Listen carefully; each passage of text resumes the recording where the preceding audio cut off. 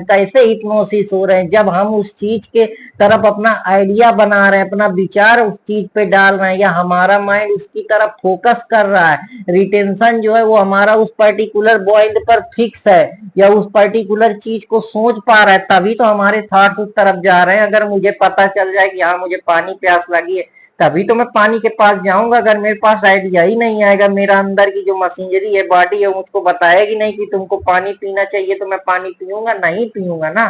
तो in the same category, जब हमको कोई फिजिकल चीज की जरूरत होती तो पहले वो हमारे मेंटल माइंड में आती कि हाँ मुझको गाड़ी खरीदनी है, तो पहले मेरे दिमाग में आएगा, तभी तो मैं गाड़ी लेने जाऊंगा, कि हवा में गाड़ी लेने चाहूंगा। या हाँ मुझे पढ़ना है, तो पहले मैं अपने दिमाग में सोचता हूँ ना कि आज मुझको ये टॉपिक पढ़ना है, तब तो मैं जाके उसको किताब को फिजिकली खोल के बैठता हूँ। तो जो इस प्रकार का कॉन्सेप्ट है, इसको साइकोलॉजी में audio motor reflex response theory बोलते हैं, जो पावर ऑफ आइडिया पे बेस्ड है।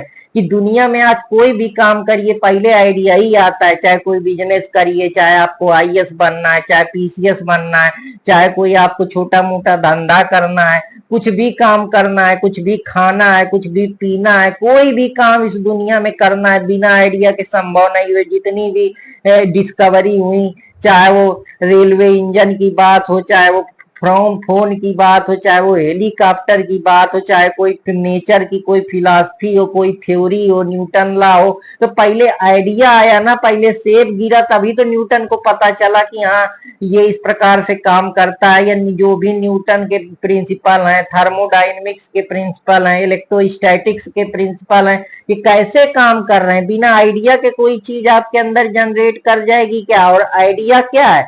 हमारा माइंड, जैसा कि जॉन लॉक कहते हैं कि एक टबुला रासा है, वो ब्लैंक है, कोरा कागज है, उसको कुछ नहीं मालूम। तो ये आइडिया हमको मेमोरी से मिलती है, ये आइडिया हमें अपने आसपास के समाज से मिलती है, जो हम एक्सपीरियंस करते हैं, ऑब्जर्वेशन करिए, उन्हीं से तो हमारे दिमाग में चीजें जाती हैं। तो आप इस प्रकार से समझ सकते हैं कि ये हिप्नोसिस एक बहुत ऊंचा कॉन्सेप्ट है। इसको समझने के लिए बहुत थोड़ा गहन अध्ययन करना पड़ेगा, या इस पे गहरे उतरना पड़ेगा, तभी हम उस चीज का अंदाजा लगा पाएंगे जिस चीज पे मैं बात करने का प्रयास कर रहा हूं।